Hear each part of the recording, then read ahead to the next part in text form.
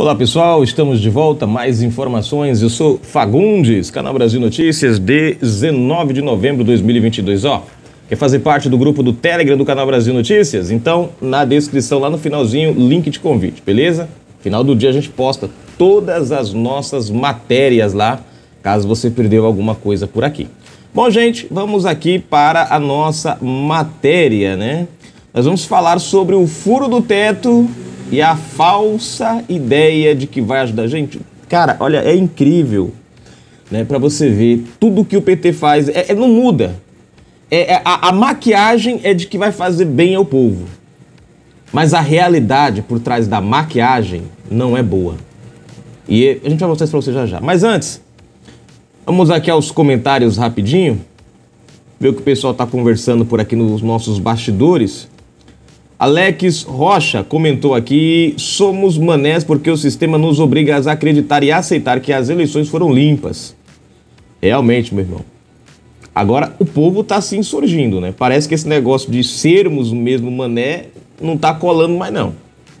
Porque o povo está surgindo. Ontem, não sei se vocês observaram, né? De manhã tinha, começo da tarde ali, tinha 6 bloqueios. À tarde, mais à tardezinha já tinham, parece que 14 bloqueios, né, de caminhões no Brasil aí. Ou seja, pessoal, parece que esse negócio de mané, ninguém vai se confiando muito não, né? Certos ministros não vão se confiando muito nesse negócio não, que o povo parece que deixou de ser mané. Nosso amigo comentou aqui: General reage à fala de Barroso e manda recado, se liga mané, né? Tá aqui o comentário. Valeu, meu irmão. Furo do teto de gastos defendido por Lula é letal para os mais pobres. Gente, esse furo de teto do gastos, ele já causou problema na nossa questão, né? A gente já viu ali a bolsa, o dólar, a inflação. Nós vimos o risco país, que é importante. Para quem não sabe, essa questão do risco país é o que avalia se um país ele pode, por exemplo, se ele necessitar de um financiamento, se ele vai ter esse financiamento ou não, e qual o percentual de juros. Por exemplo, a Venezuela, ela tinha um risco país alto, né? E ela pegou um empréstimo com o Brasil.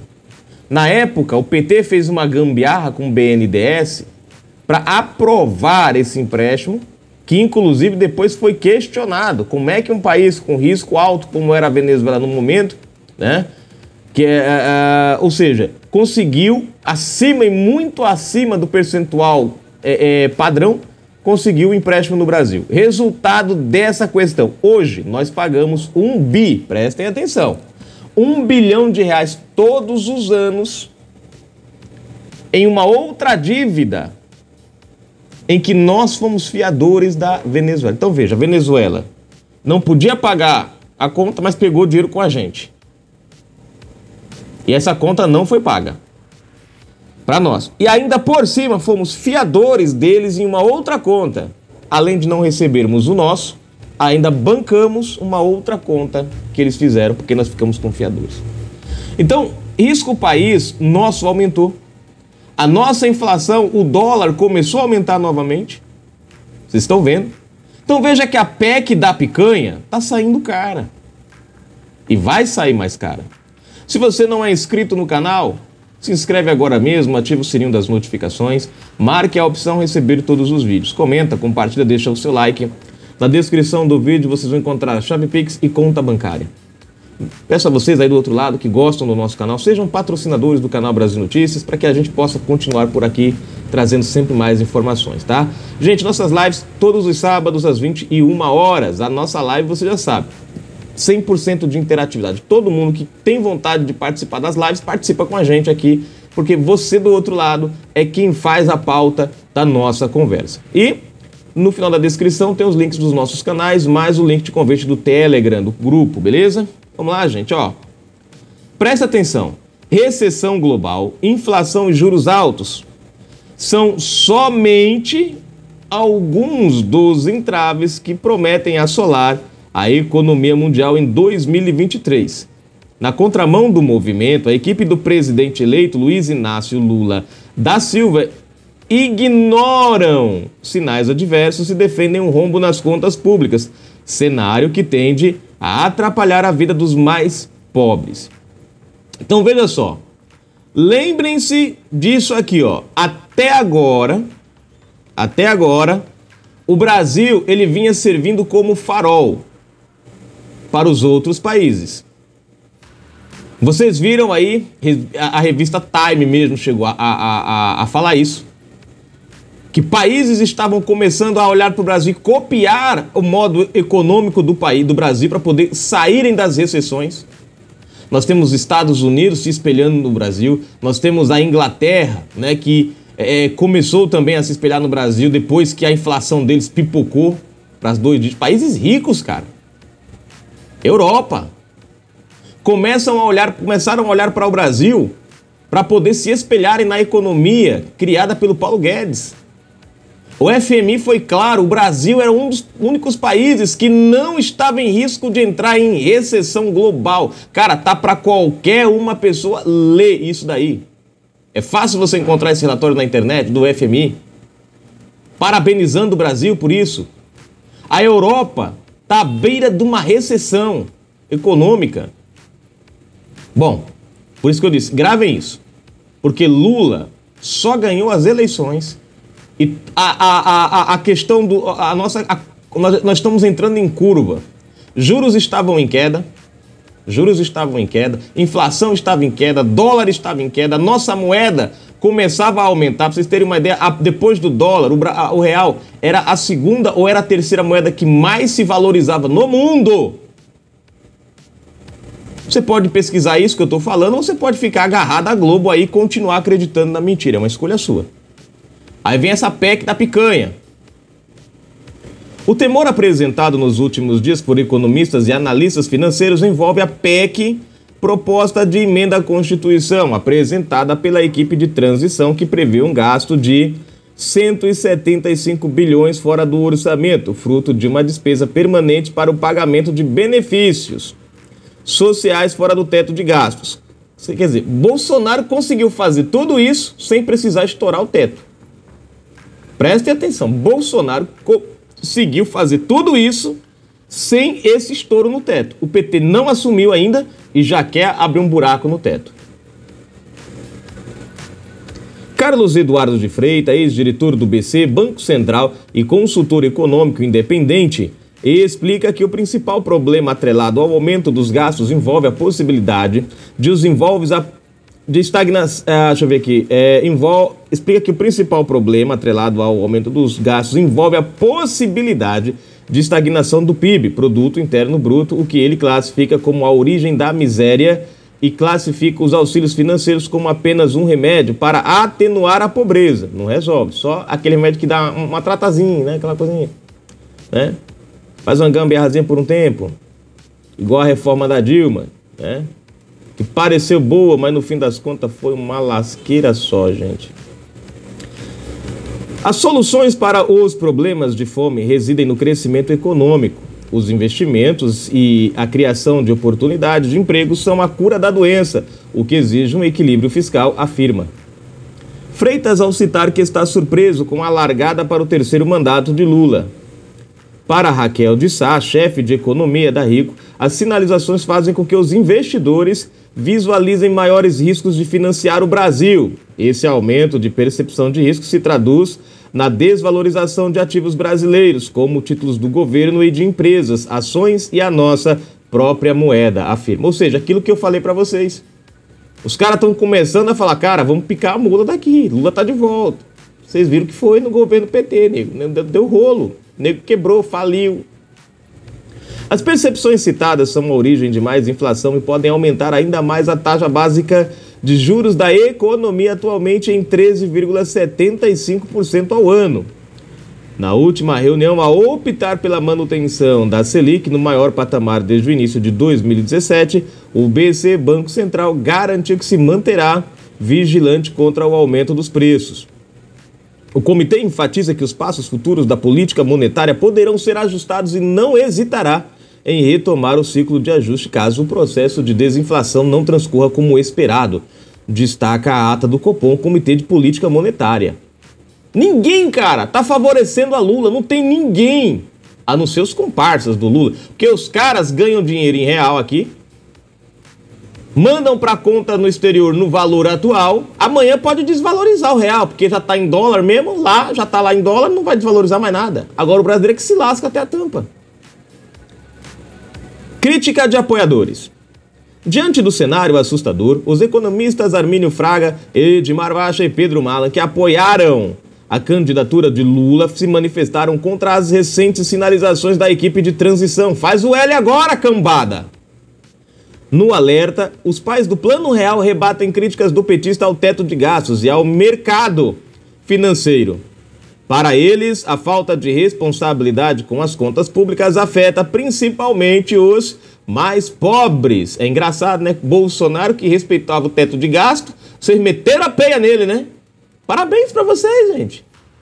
Diziam que o Bolsonaro era fruto do governo Lula. Não. Bolsonaro era fruto da ansiedade do povo por um governo justo, mais correto, mais limpo. Agora o Lula, não, o Lula é fruto dessa banda podre aí, ó. Mídia, economistas que achavam que encher as burras de dinheiro, né? Lascaram-se também. Que até vocês se lascam nessa brincadeira. A manifestação surge após Lula defender durante participação na COP27, conferência sobre mudanças climáticas das Nações Unidas, que não vale a pena recuperar o Brasil se não resolvermos os problemas sociais. Diga-se de passagem, não foi oficial o discurso, viu? A Globo, todo mundo. Ah, Lula, discussão a pinóia. Lula no stand da Amazônia, legal, que é uma salinha, tá? Discursou para meia dúzia de pelego, né? De amigos. No parlatório principal ele não pôde botar nem as barbas, quanto mais os pés. Para cumprir o teto de gastos, geralmente é preciso desmontar políticas sociais e não se mexe com o mercado financeiro. Vai aumentar o dólar e cair a bolsa. Paciência, mas o dólar não aumenta ou a bolsa cai por causa das pessoas sérias, e sim dos especuladores, afirmou o presidente eleito. Ele disse o seguinte: gente, eu tô pouco me lixando se o povo vai se lascar, se vai ter inflação alta, se vai ter dólar alto, se vai desvalorizar a moeda. Tô nem aí, meu irmão. Meu negócio é o seguinte, eu tenho o meu todo mês tá garantido o meu. Ah, povo, já tô eleito mesmo, acabou-se, mano. É isso que ele tá dizendo, ó, se lasca os mais pobres aí. Crise global. A elevação dos gastos públicos ganha ainda mais perversidade com o atual cenário econômico global. De acordo com o FMI, Fundo Monetário Internacional, a perspectiva econômica mundial é sombria.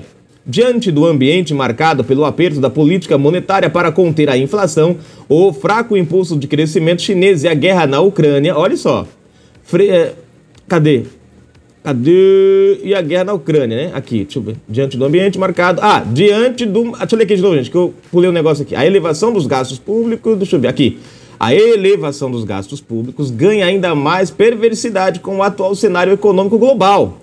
De acordo com o FMI, Fundo Monetário Internacional, a perspectiva econômica mundial é sombria. Diante do ambiente marcado pelo aperto da política monetária para conter a inflação, o fraco impulso de crescimento chinês e a guerra na Ucrânia. Pronto. Freitas, diretor do BC, avalia que o cenário da economia mundial para o restante da década não é muito sorridente e isso pode piorar ainda mais a situação do Brasil diante do aumento dos gastos públicos. Se o governo do Brasil colocar uma aposta de aumento da dívida pública, vai precisar de mais dinheiro, porque o gasto maior rouba empréstimo do setor privado. Isso atrasa o investimento e, consequentemente, o crescimento econômico, observa. Diante do ambiente adverso, Freitas não descarta a possibilidade de o Brasil surfar na direção oposta das grandes economias, se adotar a responsabilidade fiscal. O cenário mundial é desfavorável. Não quer dizer que o Brasil não vai crescer, mas é preciso fazer o melhor possível para garantir um equilíbrio macroeconômico, completa ele. Tá aí a matéria, gente. Não precisa nem comentar mais nada, né? PEC da picanha vai desgraçar o Brasil num todo. Eu disse a vocês, picanha no povo. E eu acho que ele nem colocou a cervejinha que é para o negócio mais macio. Vamos para os comentários que é melhor, gente.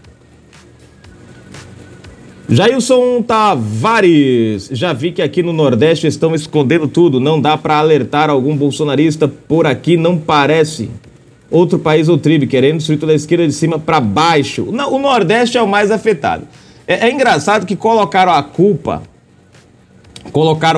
da vitória do Lula no Nordeste, né? Não, porque foi o Nordeste que no segundo turno... Gente, acorda pra vida. Se vocês olharem o gráfico do primeiro e o gráfico do segundo, vocês vão ver igualzinho.